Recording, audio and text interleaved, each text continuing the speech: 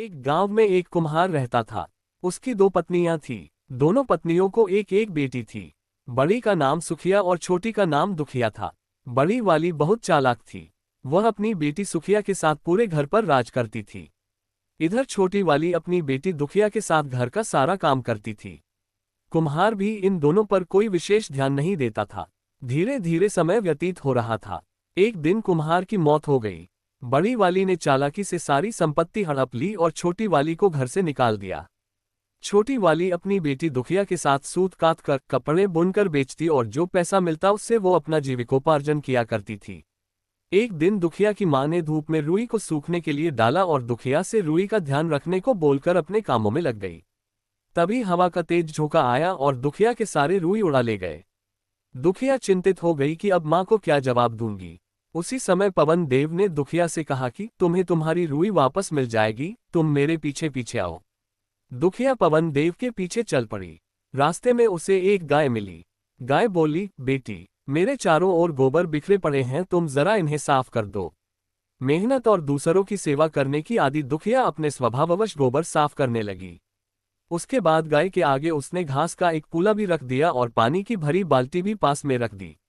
आगे बढ़ी एक केले के पेड़ के आग्रह पर उसने नीचे गिरे सभी पत्तों को हटाया। आगे एक घोड़ा मिला जो खूंटे से बंधा हुआ था। घोड़े ने कहा, बेटी, मैं बहुत दिनों से भूखा हूं, कुछ खाने को दो। दुखिया ने उसे घास काटकर खिलाया और पानी पिलाया। आगे बने पर एक चांदी सी सफेद बालों वाली बुढ़िया मिली जो चांद की मां थी। पवन देव ने दुखिया को इशारा किया कि जाकर इस बुढ़िया से अपनी रुई मांग ले।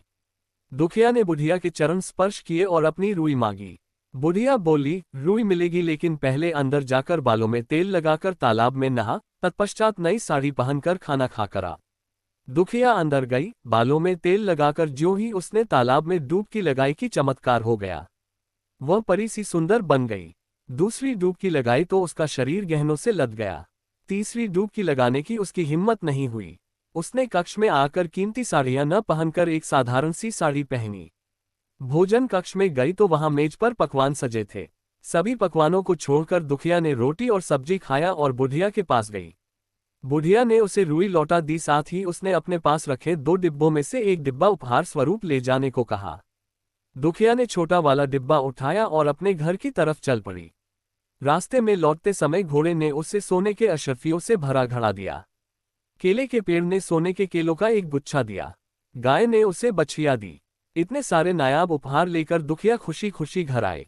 दुखिया ने उपहार में मिला डिब्बा खोला तो उसमें से एक सुंदर राजकुमार निकला।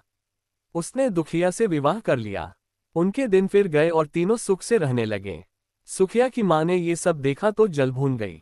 उसने भी छोटी की तरह रुई सूखने डाला। रुई उड़ने पर सुखिया को भी उसने रुई लाने को भेजा।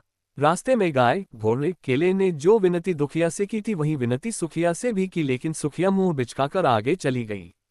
उसने बुढ़िया से अपनी रुई ऐसे मांगा जैसे वह आदेश दे रही हो। बुढ़िया के कहने पर वह भी बालों में तेल लगाकर तालाब में डुबकी लगाए। जैसे ही उसने डुबकी लगाई उसका चेहरा राक्षसी की तरह हो गया। फिर उसने कीमती साड़ी पहनकर जी भर पकवान खाया। बुढ़िया ने रुई देते हुए उससे उपहार लेने को कहा। सुखिया ने बड़ा डिब्बा उठाया। रास्ते में घोड़े ने उसे लात मारी, केले के पेड़ ने उस पर छिलकों की वर्षा की, गाय ने उसे सींग से उछाल कर फेंका। रोती हुई सुखिया घर आए और मां से सारी बातें बताई। रात को उसने उपहार वाला डिब्बा खोला तो उसमें से विशाल अजगर निकला। अजगर ने सुखिया को खा लिया और खिड़की से भाग गया। उसकी मां का सब कुछ खत्म हो गया, कुछ भी शेष नहीं बचा। सीख, इस कहानी से हमें यही शिक्षा मिलती है कि ईर्ष्या एक ऐसी आग है जिसमें सब कुछ जलकर नष्ट हो जाता है। इस भावना को अपने भीतर कभी भी पनपने नहीं देना चाहिए।